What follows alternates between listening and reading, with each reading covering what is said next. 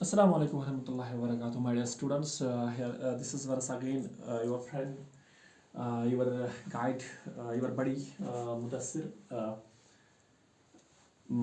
People know me by the name of Mudassir at CAPS. And today, this is, I think, class 9th economics. This is our third topic.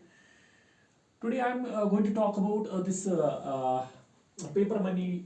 We have topic today, and then after we will shift towards the modern form of the currency, and then we will try to talk about this currency, and later on we will come to know about this deposit with banks. So without wastage of time today, first of all, let me highlight this paper money because we have discussed this commodity money, we have discussed this metallic money, and along with that we have discussed the animal money. So this was the last in that. For example, that this paper money, this is quite which we people are nowadays using in the form of this is 10 rupees, this paper money, this is 20 rupees, this is 50 rupees, this is 500 rupees. This is a few years back when demonetization took place in India. At that time we were having the notes of 1000 rupees. We used to have the notes of the 2000 rupees, but because of the demonetization, that the government has issued new currencies. Particularly, for example, that note rate nowadays we have 20 rupees coin, but before demonetization we don't have this 20 rupees coin. But these are the things which government has started to change. This is the inception of the development. This is the inception of the impact of the industrialization. तो ये चीज़ें होती रहती है क्योंकि हमने देखा है कि एनिमल मनी हमने देखी है, कमोडिटी मनी हमने देखी है, मेटेलिक मनी, और हमने फिर देखी है मेटेलिक मनी में ये मॉडिफिकेशन, उसके बाद हम आप देख रहे हैं पेपर मनी. तो पेपर मनी जो आया है वजूद में, तो वो आई है 17th सेंचुरी और 18th सेंचुरी में, और आजकल भी ये पेपर मनी चल रही है.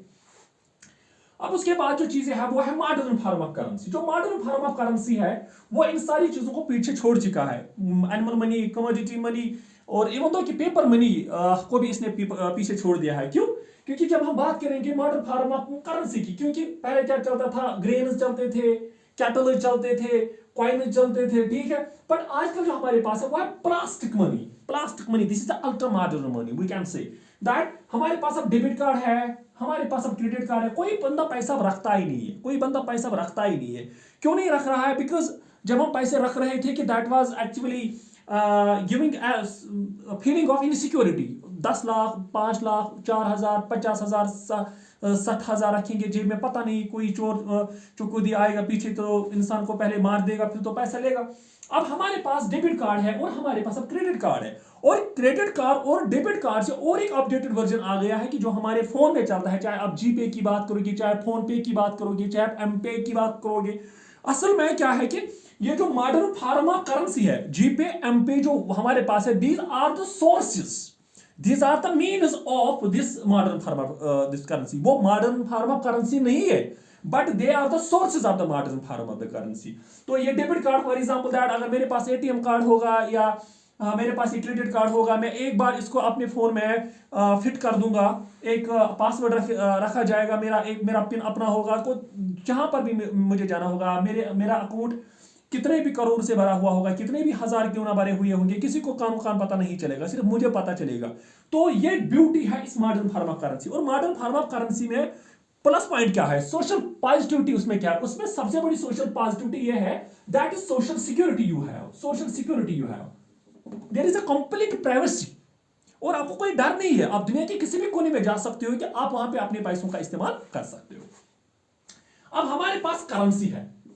जो करेंसी है, अगर हम पहले जमाने की बात करेंगे, किंग्स का जमाना था कि उनको अपने हाथ में था, चाहे कोई मोनार्क था, चाहे कोई डिक्टेटर था, अपने जमाने का पैसा चलाते थे, चाहे कोई एनिमल मनी चलाता था, चाहे कोई कमोडिटी मनी चलाता था. पर दुनिया बदल गई है. अब सारी दुनिया जो है कि the world is approaching towards the democracy, where the actually authority lies in the hands of the people.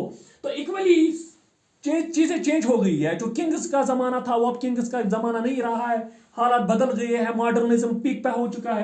तो हमारे पास अब जो टाइम है वो है पेपर मनी का. बट एक चीज इंपॉर्टेंट है कि अगर मैं अभी फॉर एग्जांपल दैट कोई कागज का टुकड़ा ले जाऊंगा, मैं इस नोटबुक का एक पेज निकालूंगा और इसको मैं ऊपर से बनाऊंगा पंडित गांधी जी इसके ऊपर बनाऊंगा, तो फिर मैं एक दुकानदार को दूंगा, मैंने बोला भाई साहब जरा ये लो, तो जरा मुझे कोई चीज दे दो, आप 10 रुपए की चीज दे दो, 5 रुपए की चीज दो, ऊपर से 10 यहाँ पे लिख दूंगा, मैं बोलूंगा ले लो भाई, इसको तो मैंने गांधी की पिक भी बनाई है तो ले लो। जिस तरीके से हम बात करेंगे, पीके मूवी की बहुत बड़ी बेस्ट एग्जांपल है।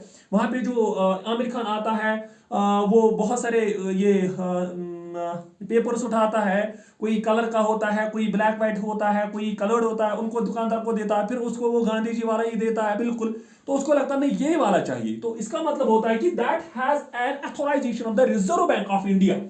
आपके पास जो करेंसी आती है या आपके पास जो करेंसी है, ये करेंसी अकबर और वली नहीं बनाता है, ये करेंसी टॉम डिक एंड हरी नहीं बनाता है। इसके लिए एक इंस्टीट्यूट है और उस इंस्टीट्यूट का हमने नाम रखा होता है कि रिजर्व बैंक ऑफ इंडिया।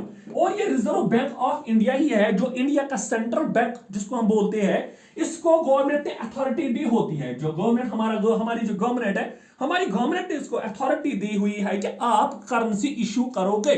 और इसके अलावा ये जो ये काम करता है, ये काम करता है कि on the behalf of government. जो ये रिजर्व बैंक ऑफ इंडिया ये काम करता है, ये करता है कि on the behalf of the government, ये अपनी मनमानी नहीं करता है। तो ये जो हमारी सिस्टम है, मनी का जो करेंसी का सिस्टम चलाता है, ये यहां पे चलाता है रिजर्व बैंक ऑफ इंडिया। अब कोई भी इंसान या कोई भी इंस्टीट्यूट इस काम को अंजाम नहीं दे सकता है, because this authority has been given the government of India to the reserve bank of India. सिर्फ रिजर्व बैंक ऑफ इंडिया ही ये काम कर सकता है। अब इसके बाद हमारे पास जो और एक चीज आता है, वो आता है ये डिपॉजिट विद बैंक्स। अब हमारे पास फॉर एग्जांपल दैट कोई बंदा है, उसके पास पैसे है, या कोई बंदा है कि उसको पैसों की जरूरत है। दो पर्सन हमारे पास है, हमारे पास पर्सन ए है और हमारे पास पर्सन बी है। अब इस पर्सन के पास पैसे है, फॉर एग्जांपल दैट इसको जो जरूरत में एक्सपेंडिचर है वो है 20,000 रुपीज। बट इसके पास जो पैसा है, इसकी जो इनकम है, इसकी जो सैलरी है वो है 1 लाख रुपीज। बट 1 लाख से लेके 80,000 की डिफरेंस है। ये जो 80,000 रुपीज उठा के कहां रखेगा, ये बैंक में रखेगा एज ए डिपॉजिट। अब ये बंदा भी जो है, इसके जो इनकम है, इसको 20,000 रुपीज टोटल इनकम है, बट इसको अचानक से एक मजबूरी पड़ गई है, कोई एक्सीडेंट हुआ, कोई इंसिडेंट हुआ, इसको 40,000 की जरूरत पड़ गई है। Now this person two will go to the bank. और ये जो बैंक हमारे पास होगा, ये जो हमारे पास बैंक होगा, ये आपके पैसों की सिक्योरिटी दे देगा। यानी कि आपने जो अपनी डिपॉजिट वहां पे रखा कि you are getting the guarantee of it that the bank is giving the authority of it that we will take care of your money and we are giving you the positive security of it. और बदले में जिस बंदे को bank से पैसे भी चाहिए, उस बंदे को भी बैंक पैसा दे सकता है। क्योंकि हम कहते हैं कि ये जो हमारा डिपॉजिट है, हमारे पास जो एक्स्ट्रा मनी था, हमने वो बैंक में रखा है। इसको बोलते हैं कि deposits are the life line of the banks. जो मेरे पास पैसा है, जो मेरे पास एक्स्ट्रा पैसा है, जब मैंने वो पैसा बैंक में रखा है, एक तो बैंक का बिजनेस चलेगा, क्योंकि बाद में जब बैंक मुझे वापस पैसा देगा, that the bank will give me the money in the form of interest. But bank एक इंस्टीट्यूशन होता है, ये इसकी वजह से बहुत सारे बिजनेस, ये बहुत सारे लोगों को लोन देता है, उनसे इंटरेस्ट लेता है। अगर ये लोगों के हिसाब से 15% इंटरेस्ट लेता है, यानी कि 100 में से उसको वापस देना पड़ेगा टुवर्ड्स द बैंक 150 रुपीज। मैंने बैंक में पैसे रखे, फॉर एग्जांपल मैंने 100 रुपीज रखा, तो बैंक मुझे बोलेगा I will give you the 8% हिसाब से मैं दूंगा। यानी कि 115 बैंक ने लिया तो मुझे देगा 108। तो बैंक ने इसमें कितना कमाया, 7 रुपीज, इसने 100 रुपीज में कमाया। तो इस तरीके से हमारे जो बैंक इंस्टीट्यूशन है वो चलते हैं। तो फिर भी अगर इसमें कहीं पर कोई डाउट रहा है मेरे स्टूडेंट्स को, कि you can actually address me in the very best possible way. तो इंशाल्लाह ताला जो हमारा नेक्स्ट टॉपिक रहेगा वो रहेगा कि जो हमारे अकाउंट्स होते हैं, हम किस किस्म के अकाउंट्स बनाते हैं। तो till that work hard and believe in yourself. Wish you very best of luck. Thank you.